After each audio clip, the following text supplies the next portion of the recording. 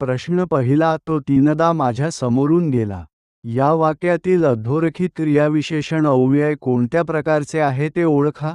1. स्थलवाचक क्रियाविशेषण अव्यय. 2. कालवाचक क्रियाविशेषण अव्यय. 3. आवृत्तीवाचक क्रियाविशेषण अव्यय. 4. वरीलपैकी नाही.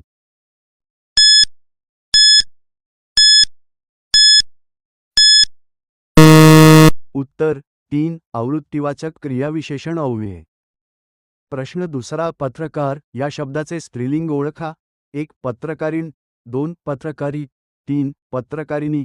4. पत्रकर्ती.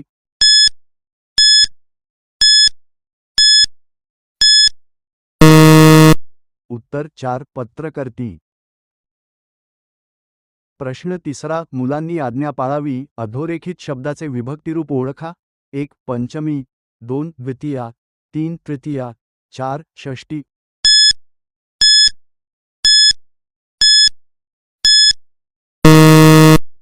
उत्तर 3. तृतीया. प्रश्न चौथा, आता कोठे मला संगीताचा अर्थ कळत आहे. हा काळ ओळखा. 1. रीती भूतकाळ. 2. साधा वर्तमानकाळ. 3. अपूर्ण वर्तमानकाळ. 4. पूर्ण वर्तमानकाळ.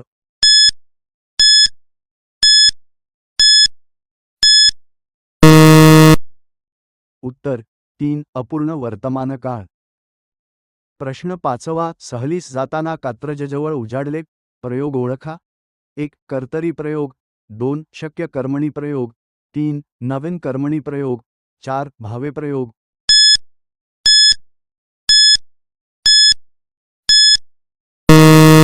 उत्तर 4. भावे प्रयोग. प्रश्न सहावा, काम करा म्हणजे यश येईल. हे रिकामी जागा वाक्य आहे. 1. विद्यार्थी. 2. आज्ञार्थी. 3. संकेतार्थी. 4. धातुसाधित.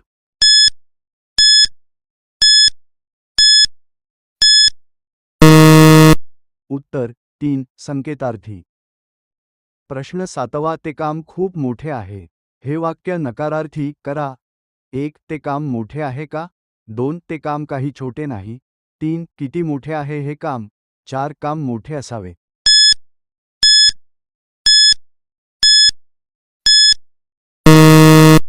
उत्तर 2. ते काम काही छोटे नाही. प्रश्न आठवा, विशेष नामे व भाववाचक नामे नेहमी कोणत्या वचनात वापरली जातात. 1. एकवचनी. 2. अनेकवचनी. 3. बहुवचनी. 4. यापैकी नाही.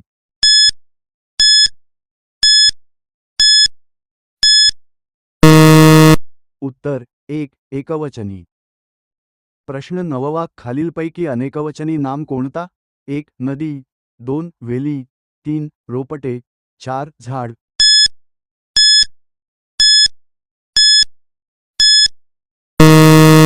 उत्तर 2. वेली. 10. मीठ भाकर हे रिकाम्या जागा समासाचे उदाहरण आहे. 1. द्वंद्व समास. 2. समाहार द्वंद्व समास. 3. वैकल्पिक द्वंद्व समास. 4. इतरेतर द्वंद्व समास.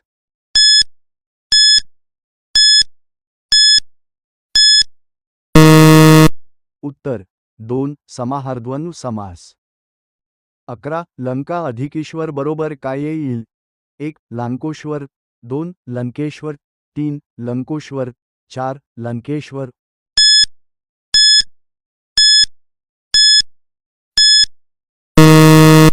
उत्तर 4. लंकेश्वर. प्रश्न 12वा, पुढील 4 शब्दापैकी विशेषण नसलेला शब्द ओळखा. 1. पांढरा. 2. आंधळा. 3. गंगा यमुना. 4. लबाड.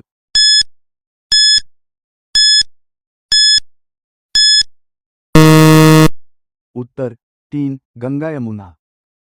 13. म्यानातून उसळे तलवारीची पात. या वाक्यातील काव्यरस ओळखा. 1. हास्य. 2. भयानक. 3. शांत. 4. वीर.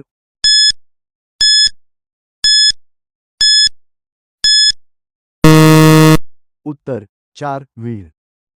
प्रश्न 14वा, पोटात शूळ उठणे. या म्हणीचा अर्थ खालील पर्यायांतून शोधा. 1. खादाडपणा करणे. 2. मत्सर वाटणे. 3. पोटात वेगळेच व उठात वेगळेच असणे. 4. वडिलांपेक्षा बेटा कर्तबगार.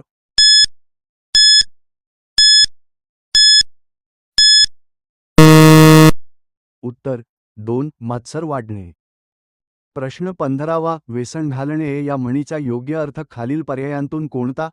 1. वारंवार बजावून सांगणे. 2. खूप दुःख देणे. 3. मर्यादा घालणे. 4. हौस पुरवणे.